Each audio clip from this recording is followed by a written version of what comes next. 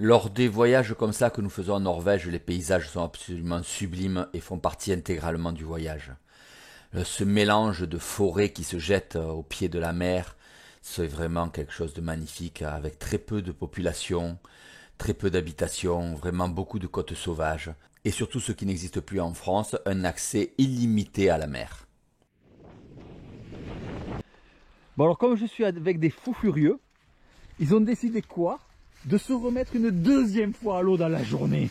Ils en ont pas eu assez. Et moi je pensais que tranquillement on allait pouvoir monter les vidéos, se promener. Non, Stéphane, on y retourne. Amandine, ah s'il vous plaît, encore une apnée. Tu seras bien content de manger des Saint-Jacques ce soir. On verra bien, on verra bien. Yo-Yo il est déjà prêt, il est ultra motivé. Bernard, hein, la forme. Oui. Hein, et bien moi j'ai pas envie d'y aller. Pas envie. Allez, deuxième vidéo les petits, bye bye. Ça va Amandine? Ouais, c'est froid et puis surtout avec le soleil qui se couche là et la brume, on n'a pas beaucoup de temps de pêche et de visibilité, ça va être compliqué. On va essayer de faire quand même des Saint-Jacques. Dans ces eaux claires de la Norvège, la vie regorge. Les tourteaux foisonnent, il y en a des milliers, ils sont énormes. C'est une ressource importante de la Norvège. Et certaines des fois vont dans des endroits un peu incroyables, vous allez voir.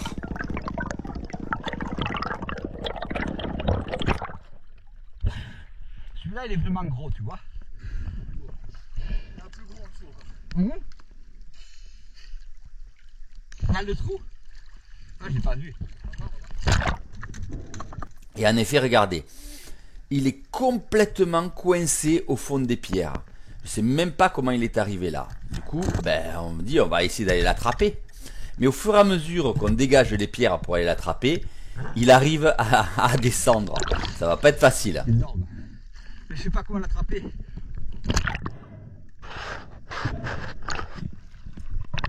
Alors on va s'y mettre à tour de rôle. Bernard descend et il commence à essayer de le voir. Mais c'est là où on voit qu'il n'a pas trop l'habitude encore. Il ne le distingue pas. Oui, pour lui c'est une pierre au milieu des pierres. C'est pas évident, hein. Il faut pas croire.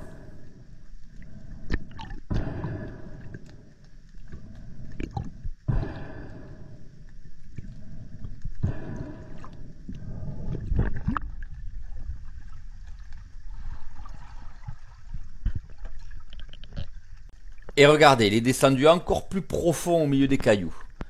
Alors il va falloir vraiment faire du terrassement. On va attaquer le chantier. Heureusement c'est des petites pierres, donc facile à déplacer.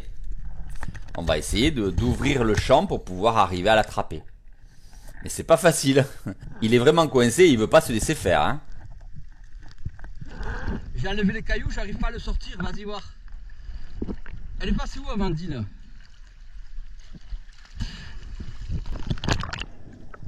Allez, Bernard est retourné au fond, suivi par Johan. Ils vont attaquer à deux le terrassement pour être le plus efficace possible. Il y a une grosse pierre en fait qui nous empêche complètement de pouvoir y accéder. Mais là, Johan va y arriver, je pense. En tout cas, il va s'approcher de la vérité. Regardez comme il galère. Vous croirez pas, hein, c'est pas facile. Hein. Parce qu'on veut pas lui faire mal, on veut vraiment le sortir intact. Et on se demande vraiment comment il a pu rentrer là-dedans. C'est un truc de fou, quoi. Donc, allez, il faut pas hésiter, il faut y aller franco. Donc, je me décide.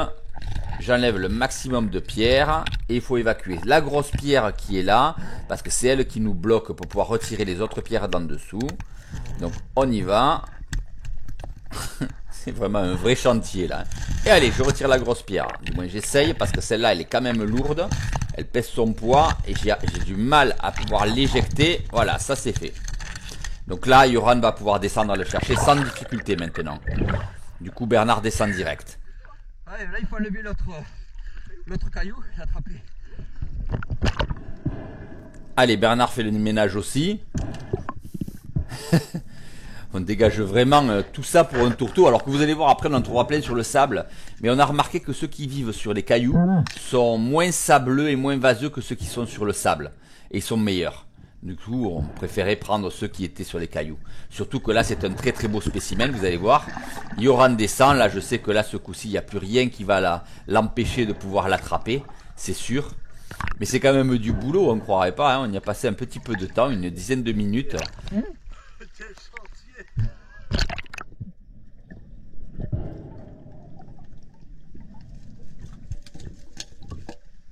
Et voilà, Yoran a réussi. On le voit extirper complètement le tourteau et le remonter. Il fait attention de ne pas se faire pincer parce que là, c'est des pinces qui rigolent pas. Hein. Là, c'est. Celui-là, il est énorme. Voilà, on a fait le chantier, certes, mais tu vois, t'as vu ça un peu?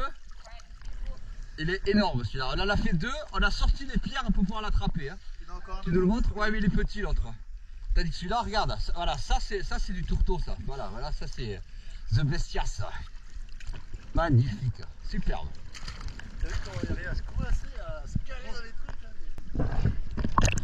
Et en effet, un peu plus loin, comme je vous le disais, on trouve des tourteaux sur le sable. Il y en a des milliers et des milliers. C'est impressionnant la quantité de tourteaux qui sont présents. Alors c'est beaucoup plus simple quand ils sont sur le sable. Hein. Vous les attrapez par derrière, comme ça, pour pas qu'ils vous pincent. C'est vraiment plus facile. Et il y en a vraiment beaucoup, vous allez voir. Regardez, partout où vous vous déplacez, ils font des trous dans le sable. Et voilà, ils sont là, les uns derrière les autres, de différentes tailles. Regardez, 1, 2, 3. Il y en a vraiment partout. Et des beaux spécimens, hein, des spécimens qui, en Bretagne, nous feraient rêver. Et là, ils sont les uns derrière les autres. C'est bien, il est beau. T'as choisi le plus beau. Attention à tes doigts, hein. Eh, il y en a partout. C'est un truc de fou. Depuis tout à l'heure, je les ai appelés, ils m'ont pas entendu. Tout là-bas. On va les rejoindre. Ils vont vers les Saint-Jacques. Non, que des tourteaux. Mais partout. Mais on n'est pas venu pour ça. On est venu pour les coquilles. Et voilà la première. On l'a trouvée. Vous avez vu comme elles s'enfouissent dans le sable? Alors elles sont plus profondes que l'année dernière. Je pense parce que c'est beaucoup plus tard dans la saison. Et que l'eau est refroidie et qu'elles sont descendues pour se protéger du froid. Yohan, elles sont plus profondes. Il faut les chercher sur les bancs de sable au fond. Mais sur 12, 13 mètres, 15 mètres maximum, il y en a beaucoup.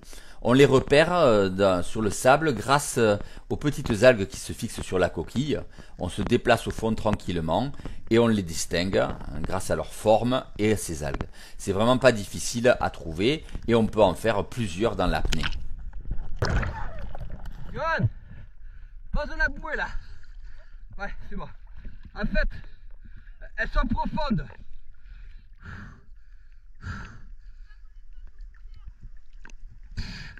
Et en fait, on a fait tout le bord, il n'y avait rien, et on a trouvé enfin les coquilles, mais profondes. Ah, les tourteaux, il y en a plein, hein. Mais c'est ça qui est plus intéressant. Pose la bouée. Il faut que tu me l'ouvres parce que, en fait, on a fait tout le bord, en cherchant les flétans et tout ça, c'est vide. Même, il n'y a pas une coquille au bord, rien. Par contre, en arrivant à la pierre, là, on a vu beaucoup de morues de lieu. Et en fait, j'ai trouvé les coquilles profondes. À mon avis, l'hiver commence à arriver. Et donc, elles sont descendues déjà pour se protéger du froid, en fait.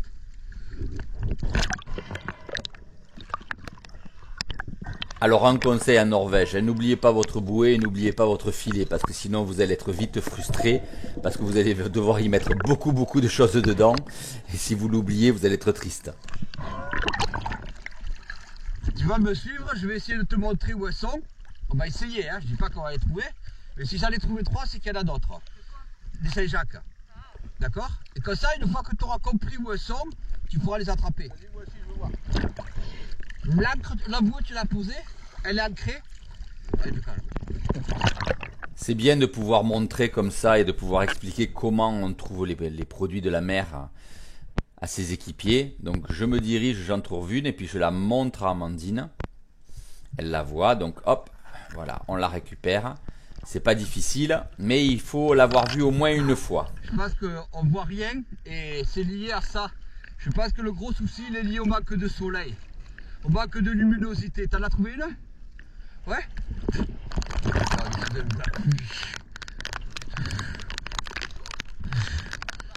On est sous la pluie battante. Franchement, on a des conditions de merde, mais comme c'est pas permis, hein, ça va être dur. Elles sont là du sable. Faut vraiment loger le sable. Vraiment, on a des conditions de mer dramatiques cette fois-ci. Mais ça y est, Amandine a pigé, elle a compris. Remarque, tu me diras, il ne faut pas l'expliquer trop longtemps. Et voilà, hop, 3 belles coquilles dans l'apnée. Ne pas oublier son fusil. Et on remonte. Vous verrez qu'on en fera beaucoup la deuxième journée, avec beaucoup de gros poissons la deuxième journée. Le vendredi prochain, ça va être féerique. J'avais pas vu la troisième. Tiens, Guillaume. Allez, retour là, il faut traverser la bouée. L'avantage, c'est que quand vous en trouvez une, ben après c'est fini, vous trouvez les autres. Elles sont regroupées, il y en a beaucoup. C'est vraiment une quantité impressionnante de coquilles Saint-Jacques en Norvège. Elles ne sont pas pêchées, je ne sais pas pourquoi, et tant mieux pour la ressource. Ça va, t'as trouvé? Une bonne dizaine, c'est bien. Ils ont commencé à redescendre, hein. On va pas la bouer, on va continuer à chercher en descendant tranquillement. Mais tu vois, elles sont descendues, elles se sont protégées du froid. Tout ça, on le trouvait au-delà de la marche. Et là, il n'y avait rien. Ça peut être le chaud aussi en hiver, non? Trop chaud de l'eau? Non, je pense que tout simplement, elles sentent l'hiver qui arrive. Tout ça, c'est gelé, il y a de la neige l'hiver. Donc je pense qu'elles descendent un peu pour se protéger. En tout cas, on les avait jamais fait aussi profondes. On les faisait dans 1 mètre d'eau. Bon après, on cueille quand même, hein. Et nos filets commencent à se remplir. Et regardez, Yoran trouve une châtaigne de mer qui l'éclaire. C'est magnifique, ça fera une jolie lampe de chevet. C'est superbe. Je suis extrêmement déçu. Cette zone m'a toujours donné des quantités de carlets et de flétans incroyables. Et désert. Il y a 6 ans, quand je l'ai découverte avec ma femme, j'avais même fait des turbos dessus. Et il n'y a rien. Là, je suis effaré. Mais je pense que c'est lié beaucoup aux conditions météo. Je pense que c'est lié. Déjà, on est beaucoup plus tard que d'habitude. Parce que nous, on y vient en août d'habitude. Ah ouais, là, ça sera joli, ça. Et l'eau est plus froide. D'ailleurs, les coquilles sont descendues vachement bas. Alors que nous, on les ramassait dans 1 mètre d'eau. Parce que j'ai vu que sur le côté, je voudrais avoir la vue par-dessus, quoi. Ouais. Et tu vois, la souris, ça aide. J'ai pas froid, là. Hein. Non, mais j'ai pas tellement froid. Par contre, j'ai des crampes. Je te raconte même pas, là. Pour remonter, c'est même pas la peine. Oh oui, c'est ce que je vais faire. T'inquiète pas. Alors, Amandine, t'arrives encore à marcher? Pour l'instant, ça va. Parce qu'on vous explique qu'elle s'est trompée de côté, elle est partie là-bas. Attends, mais là, on dirait pas que c'est loin. Le contre. Ah ouais, le contre-courant, c'est terrible, hein. Putain, il pleut tellement, j'ai des gouttes d'eau sur la caméra, mais regardez un peu la pêche de coquilles qu'on fait et la pêche de tourteau. Bon, ça valait le coup, hein, quand même, hein.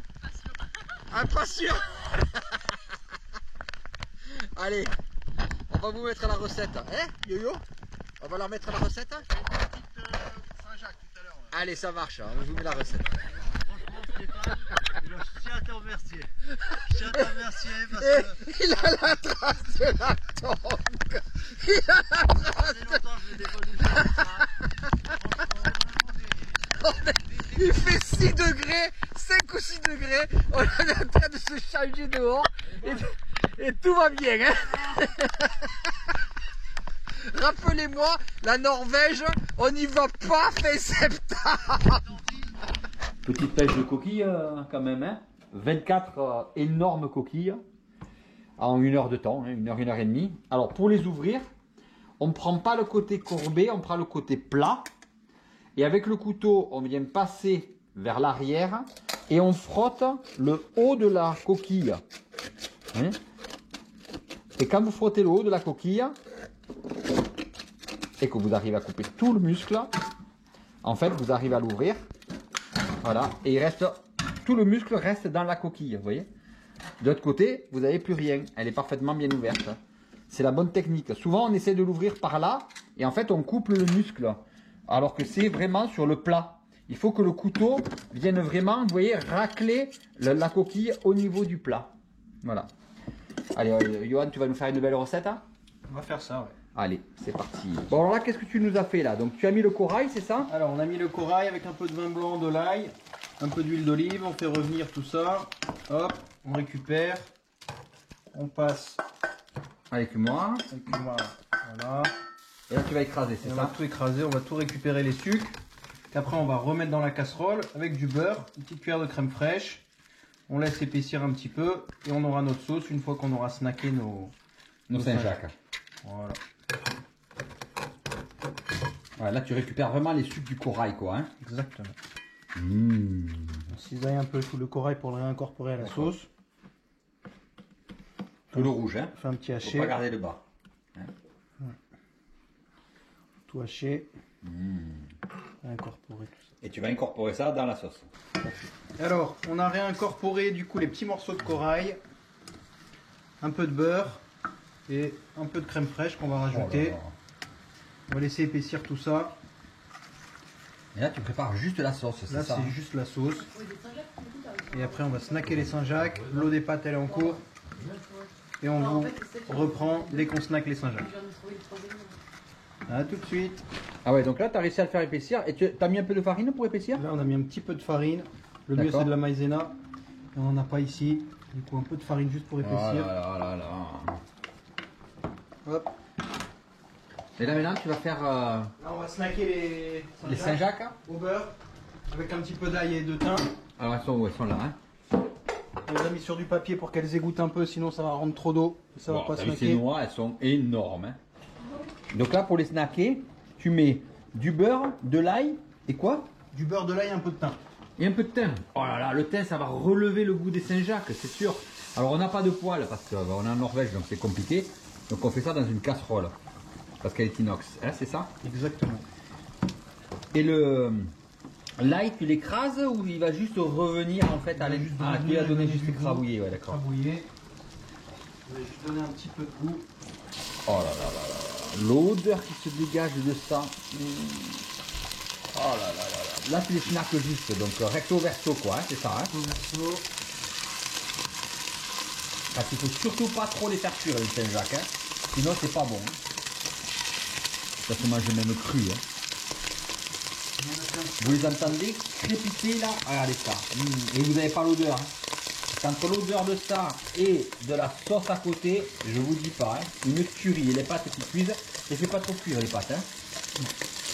Et là, hop, tu les décolles et tu les retournes, c'est ça?